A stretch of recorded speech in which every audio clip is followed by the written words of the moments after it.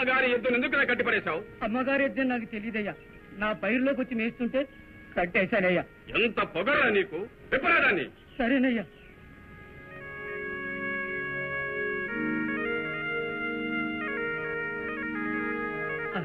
తోలుకెళ్ళయ్యా. ఊరికే పోతానా? అమ్మగారి ఎద్దును కట్టినందుకు మా అమ్మగారు నిన్ను కొరడా దెబ్బలు కొట్టమన్నారా? కొట్టకండియ్యా, కొట్టలేనయ్యా, కొట్టకండియ్యా, వదిలేయ్యా, వదిలేయ్యా, కొట్టకయ్యా, అయ్యో, కొట్టకయ్యా, అయ్యో. వాళ్ళ పొలంలో దూరి మీ ఎద్దు మేసిన దానికి ఎవర్రా కొట్టేది? రాజయ్య, నీ పొలంలో ఎద్దు మేసినందుకు ఎంత నష్టపడి ఉంటావు? బాబు అదేం వద్దు. భయపడేందుకో? 100 రూపాయలు ఉంటుంది. మీ అమ్మగారితో చెప్పి మర్యాదగా 100 రూపాయలు నష్టపరిహారం కట్టి మీ ఎద్దును తొలుపుకోమను. లేదా మీ ఎద్దు కసాయి కొట్టుకెళ్తుంది. అయ్యో, నీ చెప్పేది విను, వదిలే. అయ్యో,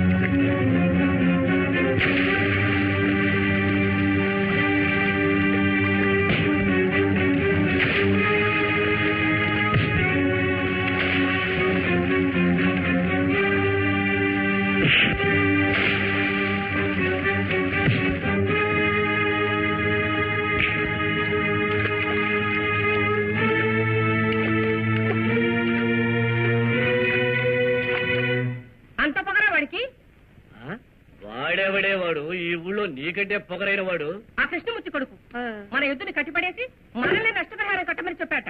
రే, కృష్ణమూర్తిని పిలుచుకురారా, వాడి సంగతి తేల్చేస్తాను. తెలివి తక్కువ దానా, తెలివైన దానా?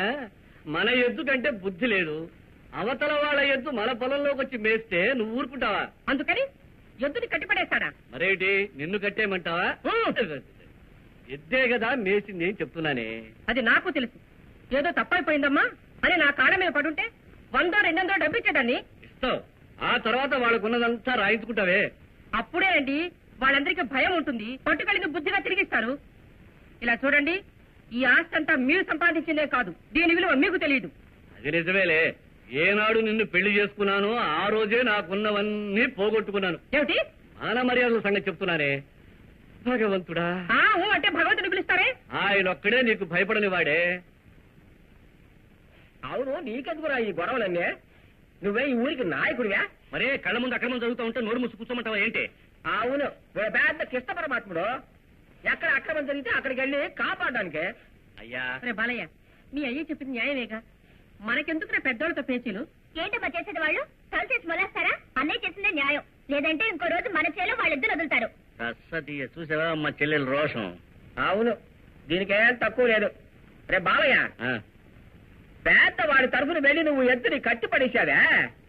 ఇప్పుడు వాడు ఏం చేశాడో తెలుసునా? ఏం చేశాడు? పశువుని తోలుకుపోయి చిన్నగా పార్వతమ్మ గారింటికి వెళ్ళి వదిలేసి ఆమె కాళ్ళ పడి దాంట్లో పెట్టాడు రా. నిజమా? దిక్కు మళ్ళీ ఎదవా. ఆగరా, వాడు బతకనేచ్చినోడు రా. అయ్యా అయ్యా అయ్యా, ఆ పార్వతమ్మ ఇంటి నుంచి నేను తోలుకు రమ్మని తీసుకురమ్మని కబురు వచ్చింది. చూసావా, ఇప్పుడు ఆవిడ కోపానికి నన్ను గుడి చేసావురా.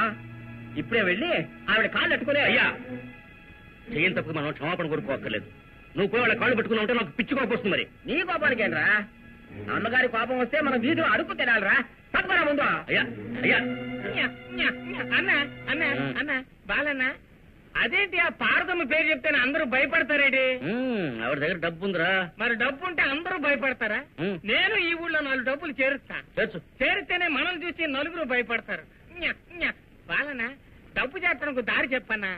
నోట్లు కొట్టు. అది గవర్నమెంట్ కొడతాందే. అది అసలు నోట్లు రా, నువ్వు దొంగ నోట్లు కొట్టరా. ఆహా, ఇది చక్కని ఆలోచనే, చక్కని ఆలోచనే. బాలన్నకి గొప్పంతా మెదడే. దొంగ నోట్లు, దొంగ నోట్లు.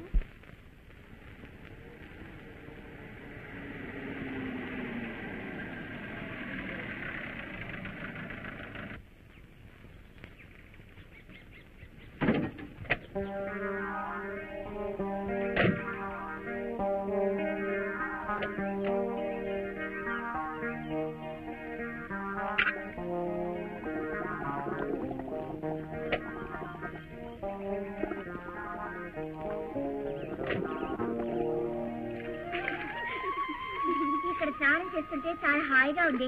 రోజంతా ఇక్కడే స్నానం చేయాలనిపిస్తోంది. నీటిలో ఉన్న చిన్న చేపలు మన ఒంటిని తడుతుంటే చక్కలిగించగా ఉంది కదా. చిన్న చేపలైతే పర్వాలేదు, ఏదైనా పెద్ద చేప కరిచిందంటే ప్రమాదం. అబ్బా ఉండదే.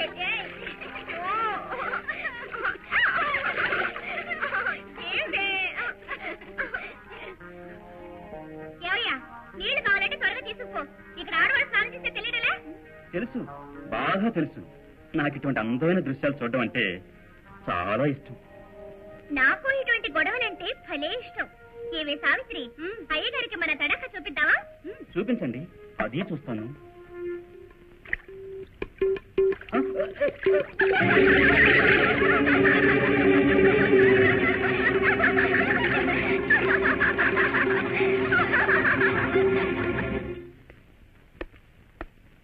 Daddy, mummy. మధు, రా బాబు. ఏమిటైనా తడిసిపోయొచ్చావు? బారులు తెరిచారు కదా, లోపల వేసుకున్నది చాలక పైన కూడా పోసుకొచ్చాడు. కాస్త ఊరుకోండి. ఏమిటైంది? ఏం లేదు, కారుకు నీళ్లు కావాలని చెరువులో దిగాను, కాలు జారాను. ఇంతవరకు ఆడవాళ్లు మాత్రమే కాలు జారుతూ ఉంటారని విన్నాం. ఇప్పుడు వీడు కూడా జారాడు. నోరు మూసుకోండి అన్న. నోరు మూసుకుంటారా? ఏమిటి అందరూ నన్ను నోరు మూసుకోండి అంటారు? అప్పుడు నాకు ఇంట్లో ఏమిటి అసలు పని? కాసేపు నోరు మూసుకుండండి. మాట్లాడినవే నన్ను కాసేపు, పేపర్ అన్నా చూస్తాను. ఏం మధు, చెల్లై రాలేదా? రాలేదమ్మా. పరీక్షలు అయిపోయాయిగా? అవన్నీ అయిపోయాయి. నెల్లాళ్ళు పరీక్షల కోసం చదివిందిగా. కొత్తగా వచ్చిన సినిమాలు ఏవి తను చూడలేదు. ఓహో. అందుకని వారం హోటల్లో రూమ్ తీసుకుని పిక్చర్స్ అన్ని చూసొస్తానని చెప్పింది. అమ్మా, నీతో చెప్పి ఓ 1000 రూపాయలు పంపించమంది. ఓ, పంపితే పోయే. మెల్లిగానే రాని ఇక్కడే మునిగిపోదు. వెర్రి మొహం, వయస్సులో ఉన్న పిల్ల హోటల్లో రూమ్ తీసుకుని ఉండొచ్చా? ఈ రోజుల్లో రోడ్లో పోయే వాళ్ళనే ఎగరేసుకుపోతున్నారు. ముందు ఒక తంతి ఇచ్చి దాన్ని రమ్మను. ఎందుకు తంతి ఇవ్వడం? జరగడానికి ఏదైనా జరిగితే? ఏం జరగదు. అది నా బిడ్డ. మద్రాసుని అమ్ముకురాగలదు. మెడ్రాసు నమ్మినా పర్వాలేదే, మా నాన్న నమ్మితే మన ఊళ్ళో తలెత్తుకు తిరగలవా? అదంతా నాకు తెలుసు. రా బాబు. ఆడవాళ్ళకి అవకాశం ఇస్తే చాలు, అంత తలకిందులు చేశారు.